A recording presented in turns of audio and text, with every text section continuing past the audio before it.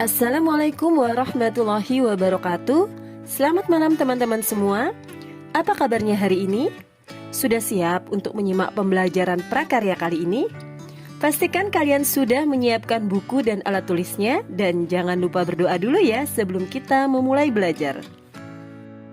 Pada malam hari ini Ibu akan menjelaskan materi pada modul 15 mata pelajaran prakarya mengenai pengolahan pangan hasil peternakan dan perikanan bagian ketiga, yaitu pengolahan hasil samping dari peternakan dan perikanan. Pengolahan pangan hasil peternakan dan perikanan bagian ketiga ini merupakan materi kelas 9 untuk pendidikan kesetaraan paket B. Sebelum Ibu menjelaskan materi ini lebih lanjut, Ibu ingin bertanya kepada kalian, pernahkah kalian membuat atau mengkonsumsi kerupuk kulit sapi atau yang biasa disebut rambak? Atau mengkonsumsi abon tulang ikan?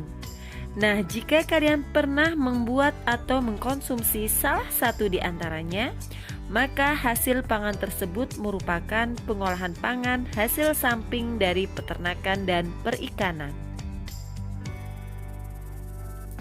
Pengolahan hasil samping peternakan dan perikanan ialah mengolah bahan baku limbah menjadi produk olahan yang memiliki nilai lebih, bernilai jual secara ekonomis maupun kegunaannya. Nah, jadi yang dimaksud adalah dari tubuh hewan, baik hewan peternakan maupun perikanan, ada hasil utama yang dijadikan sebagai sumber pangan yang dikonsumsi oleh manusia, misalnya berupa daging, telur maupun susu. Namun selain hasil utama ada pula hasil sampingnya yang tadi sudah Ibu jelaskan. Apa saja sih contoh hasil sampingnya? Ialah misalnya kulit, kemudian tulang ikan, kemudian jeroan atau daleman sapi atau ayam seperti hati ayam, usus ayam, dan lain sebagainya.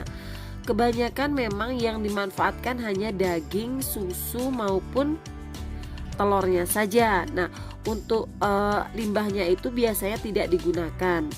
Jadi di sini yang dimaksud Ibu adalah pengolahan hasil sampingnya adalah yang tidak digunakan tersebut, seperti jeroan hewan ternak, tulang ikan, kulit ikan, sirip, dan sebagainya. Contohnya apa saja pengolahan hasil samping apabila digunakan untuk contoh pangan atau dikonsumsi? Contohnya adalah petis, terasi, citosan, dan lain sebagainya. Sedangkan contoh untuk non pangan ada silase kulit beduk, hiasan tanduk, dan lain-lain. Apa saja sih hasil samping dari perikanan yang bisa dimanfaatkan untuk pangan? Yang pertama adalah tulang ikan bisa dimanfaatkan menjadi abon. Kemudian yang kedua adalah sisik ikan bisa dibuat keripik sisik. Yang ketiga adalah kulit ikan bisa dibuat menjadi kerupuk kulit. Yang keempat adalah sirip ikan bisa dibuat sup sirip ikan, dan lain sebagainya. Sedangkan untuk hasil samping peternakan contohnya adalah kulit sapi bisa dimanfaatkan menjadi kerupuk kulit sapi atau yang biasa disebut dengan rambak. Kemudian yang kedua adalah hati ayam bisa dibuat sambal goreng ati rempelo. Kemudian yang ketiga adalah usus ayam bisa dimasak menjadi kerupuk usus. Kemudian kaki ayam atau ceker bisa dimasak menjadi ceker ayam pedas atau ceker ayam kecap, dan lain sebagainya. Apa saja sih manfaat hasil samping peternakan dan perikanan? Ternyata manfaat dari limbah atau hasil samping dari peternakan dan perikanan banyak sekali. Di antaranya adalah yang pertama adalah tulang ikan mengandung kalsium, fosfor, dan karbonat yang mampu mengoptimalkan usaha pencegahan osteoporosis, khususnya pada anak usia dini. Manfaat yang kedua adalah sisik ikan mengandung protein hewani yang bermanfaat untuk mengurangi resiko penyakit jantung. Yang ketiga adalah kulit ikan dan ceker ayam mengandung kolagen yang baik untuk kesehatan kulit. Keempat, sirip ikan hiu mengandung kartilago atau tulang rawan yang mampu memperbaiki kekebalan tubuh. Manfaat yang kelima adalah kulit sapi mengandung lemak, protein, dan mineral yang dapat meningkatkan sistem kekebalan tubuh. Yang keenam, hati ayam mengandung zat besi yang dapat mencegah anemia dan kelelahan. Dan masih banyak manfaat hasil samping peternakan dan perikanan lainnya. Adapun teknik pengolahan hasil samping menjadi bahan pangan, misalnya ibu contohkan di sini adalah ikan.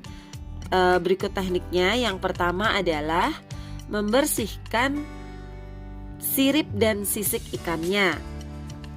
Membersihkan sirip dengan cara menggunting bagian sirip pada ikan, dilanjutkan dengan membersihkan sisiknya. Bisa dilihat pada gambar.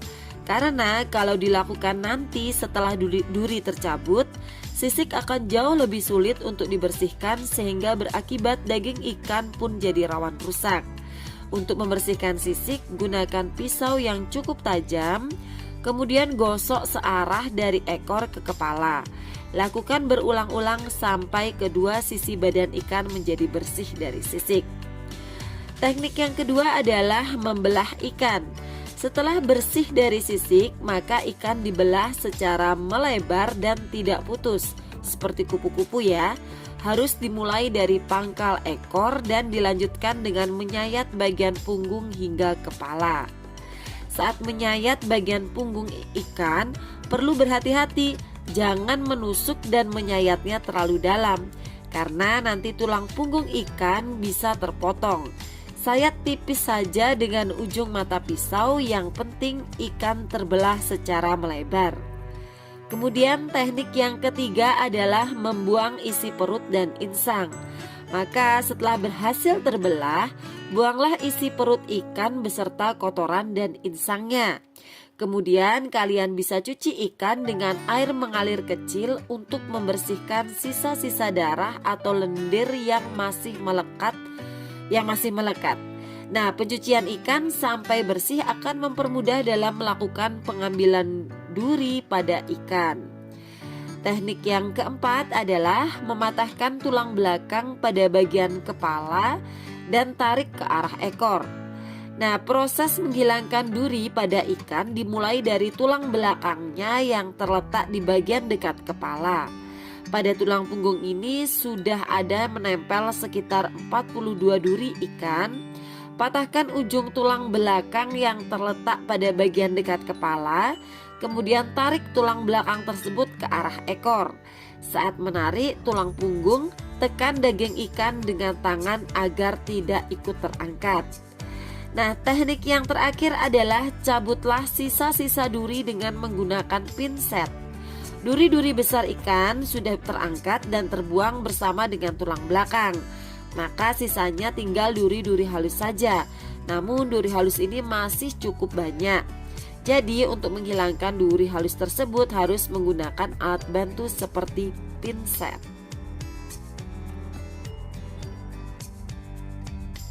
Setelah kalian mencabuti duri satu persatu menggunakan pinset, kalian bisa raba kembali daging ikannya ya, untuk memastikan tidak ada duri yang tertinggal.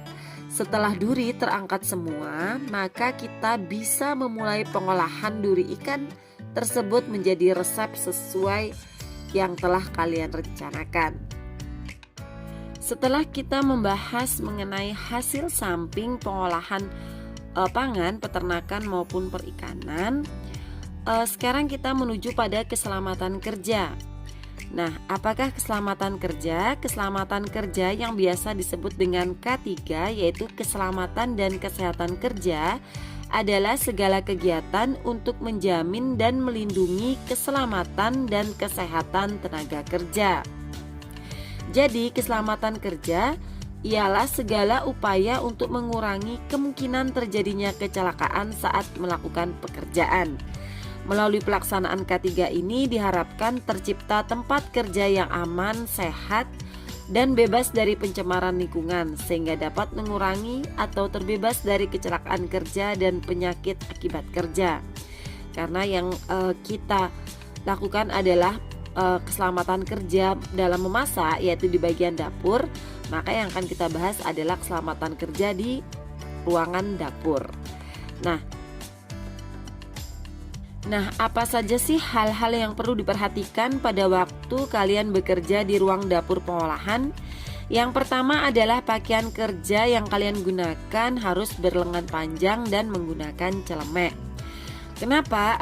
Untuk mencegah luka bakar dari percikan masakan dan melindungi tumpahan dari cairan panas.